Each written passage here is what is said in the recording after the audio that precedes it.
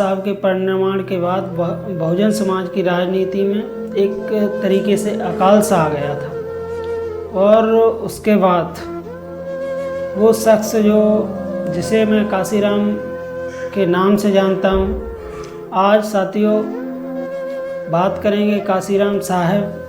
काशीराम कैसे बने, बहुजन समाज की राजनीति में एक सूरज बनकर कैसे निकले, और जो बाबा साहब के परिनिर्वाण के बाद बहुजन समाज की राजनीति में एक तरीके से अकाल सा पड़ गया था, उसे कैसे काशीराम साहब ने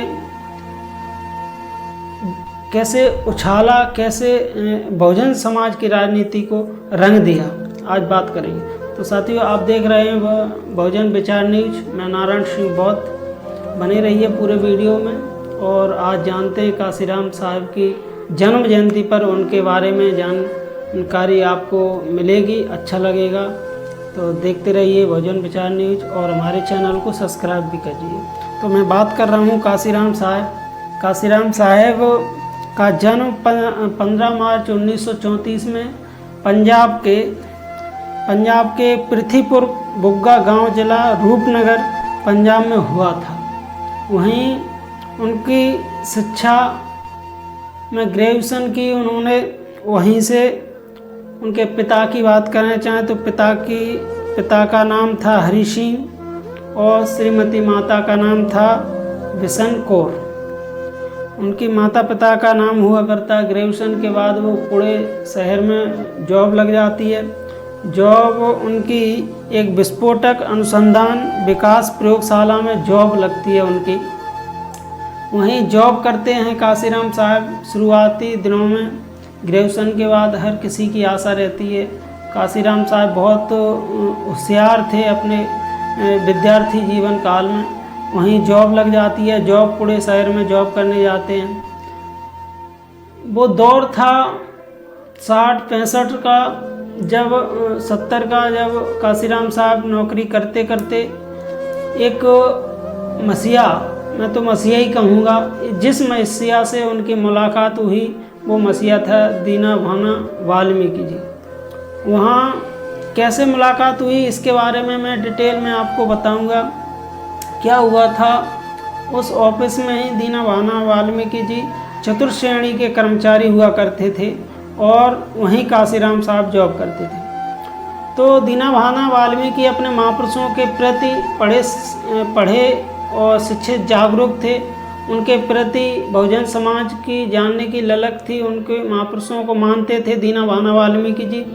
जब बाबा साहब अम्बेडकर की जयंती आई तो वहाँ क्या हुआ था, सरकारी दफ्तरों में सरकार ने बाबा साहब की जयंती और बुद्ध की जयंती पर जो छुट्टियां हुआ करती थी, सरकारी छुट्टी हुआ करती थी, उस छुट्टी को बंद कर दिया था। उस समय बंद कर दिया था।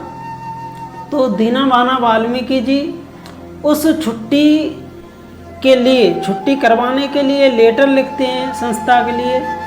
तो जब लेटर लिखते हैं तो छुट्टी नहीं देते हैं, वो लोग छुट्टी नहीं देते हैं। तो दीना भाना वाल्मीकि जी उनसे ज़्यादा बहस करते हैं, छुट्टी मांगते हैं। तो दीना भाना वाल्मीकि जी को वहाँ से बेदखल कर दिया जाता है नौकरी से।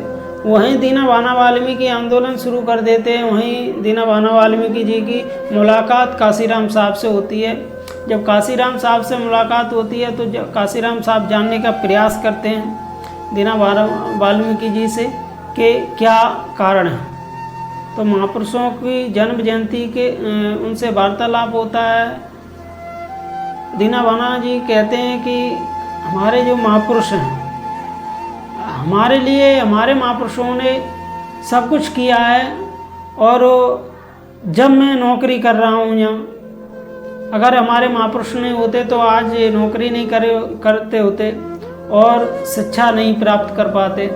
तो मैं क्या, मेरा दायित्व तो नहीं बनता है, मैं उनकी जन्म जयंती भी नहीं मना सकता हूँ, उनकी जन्म जयंती के लिए मुझे छुट्टी भी नहीं मिल सकती है क्या। वहीं काशीराम साहब को एक व्यक्ति मिलते हैं, उनका नाम था डी के खावड़पुर जी। एक व्यक्ति मिलते हैं काशीराम साहब को, और वो मिलते ही एनालिसिस ऑफ कास्ट की एक पुस्तक देते हैं पढ़ने के लिए। तो काशीराम उस पुस्तक को पढ़ते हैं तो एक रात में वो पूरी पुस्तक पढ़ देते हैं। फिर दूसरी बार पढ़ते हैं, 2-3 बार वो पुस्तक को पढ़ते हैं बड़े ध्यान से। तो वही काशीराम साहब का फर्स्ट स्टेप था कि काशीराम साहब वहाँ पूरा बदलने जा रहे थे। जब काशीराम उस पुस्तक को पढ़ते हैं तो इतने महापुरुषों से प्रभावित हो जाते हैं। काशीराम एनालिसिस ऑफ कास्ट जब पढ़ते हैं तो वहाँ ज्योतिराव फुले का उसमें वर्णन होता है। उस पुस्तक में डिटेल में लिखा होता है महापुरुषों के बारे में, जात में प्रताड़ना कैसे लोग बाग जो अपर कास्ट के लोग हैं, जो मनवादी मानसिकता के लोग हैं, कैसे जातिवाद का हमारे लोगों को शिकार बनाते हैं, उसमें सब लिखा था। तो काशीराम वहाँ से पूरे बदल जाते हैं और कसम खाते हैं। सन 1964 में कसम खाते हैं और नौकरी से इस्तीफा दे देते हैं, नौकरी छोड़ देते हैं। नौकरी छोड़कर वो अपने मिशन में लग जाते हैं। मिशन में लग जाते हैं। आरपीआई बाबा साहब की एक राजनीतिक पार्टी हुआ करती थी।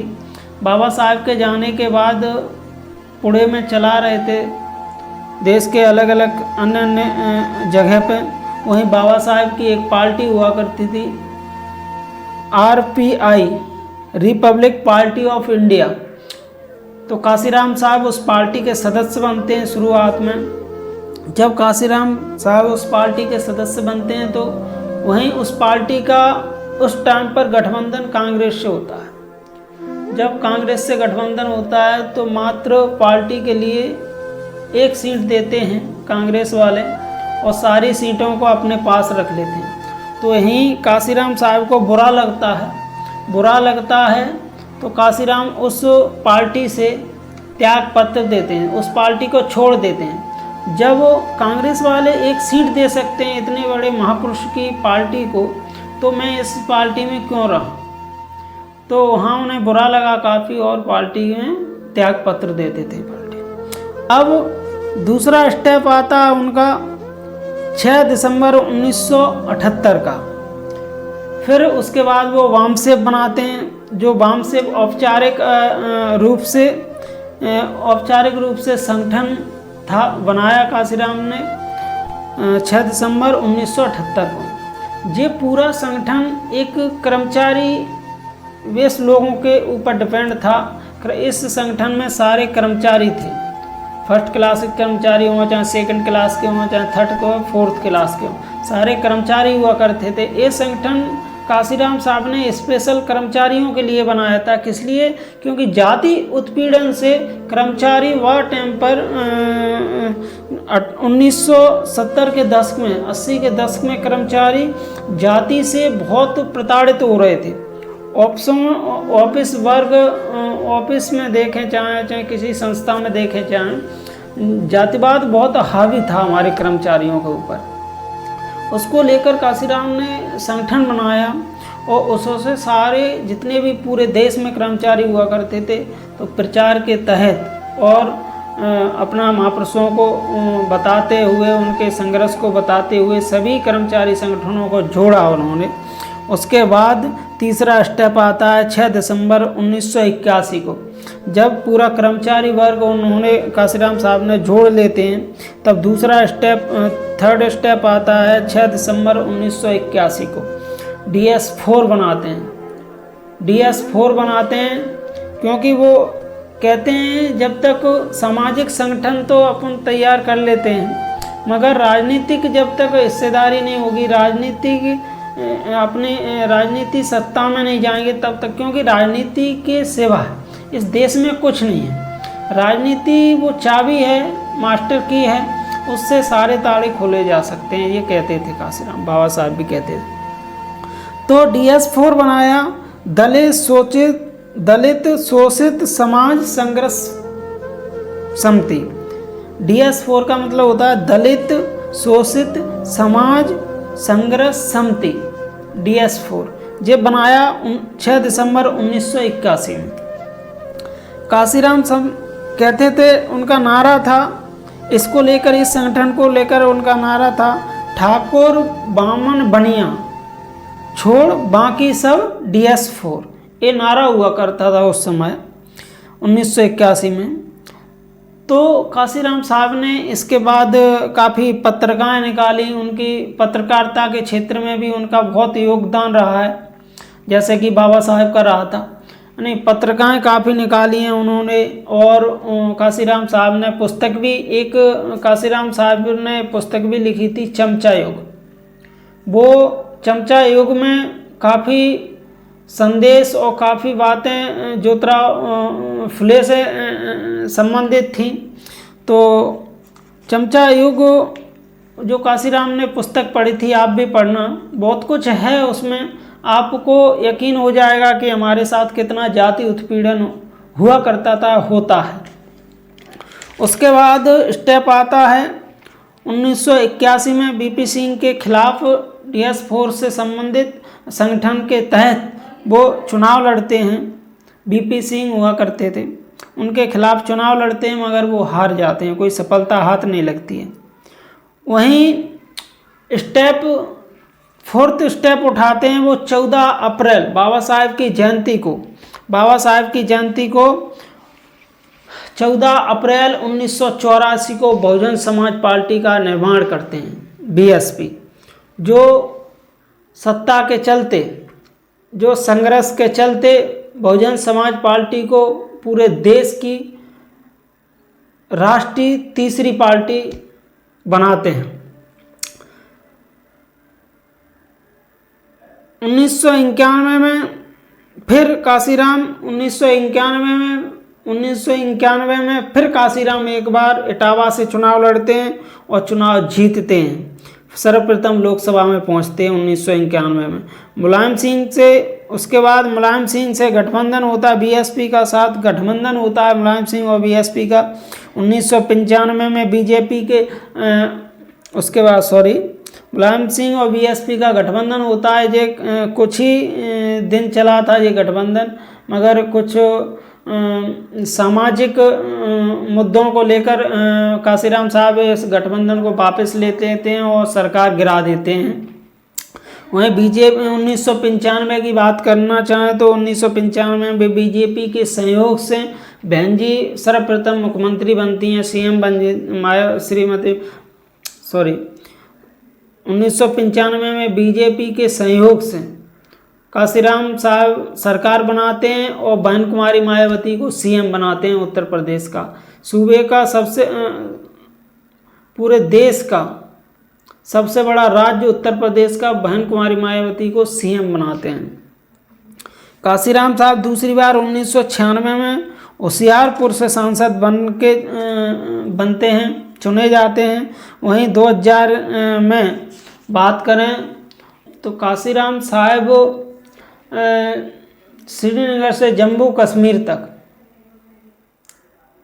पूरे देश में घूम कर उन्होंने जिस तरीके से पार्टी को खड़ा किया, जिस तरीके से संगठन को खड़ा किया, उनको एक महापुरुष के रूप में मानने पर मजबूर करती हैं उनका संघर्ष। क्योंकि उन्होंने पूरे देश में साइकिल, इतना पैसा नहीं था, आर्थिक स्थिति को देखते हुए उन्होंने साइकिल से पूरे देश में प्रचार किया। अपने संघर्ष के बल पर, अपने संघर्ष की ताकत के बल पर उन्होंने अपने खून पसीने इस समाज को जोड़ा, खून पसीना से। और इस समाज के काफ़ी उनके पीछे खड़े होकर इस समाज ने और काशीराम साहब ने इस बहुजन समाज को, जो किसी ने सोचा नहीं था, वो जो बहुजन समाज हाशिए पर था, जिस समाज से कभी कोई संसद में एक पैर तलक नहीं, धैर्य पे पैर नहीं रख सकते थे, उस शख्स ने, काशीराम साहब ने संघर्ष करके उस समाज को, जो हाशिए पर रहता था, उस समाज को संसद तक पहुंचाया और सूबे में सबसे बड़ा राज्य उत्तर प्रदेश का 4 बार मुख्यमंत्री बनाया। तो काशीराम संघर्ष इतना किया उन्होंने कि 4 बार मुख्यमंत्री बनाया। 2001 की बात करें तो मायावती को इधर बीएसपी वो काशीराम साहब का स्वास्थ्य खराब हो जाता है, उन्हें पैरालिसिस हो जाता है और तबीयत ज़्यादा बिगड़ने लगती है। तो 2001 में मायावती को एक सभा में उत्तराधिकारी घोषित करते हैं वो, तब से बहन जी अपनी कमान संभाल रही हैं।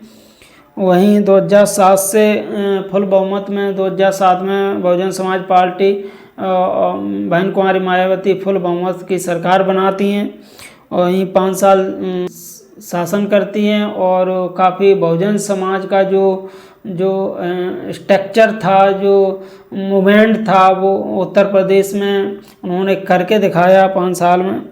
और काफ़ी उनके नारे हुआ करते थे, जैसे काशीराम साहब के बहुजन हिताय बहुजन सुखाय की नीति पर उन्होंने काम किया। और ये छोटी सी एक काशीराम साहब की जन्म जयंती पर उनकी छोटी सी एक आपके बीच हमने जानकारी रखी और आपको जिस तरीके से हमने जानकारी साझा की उस तरीके से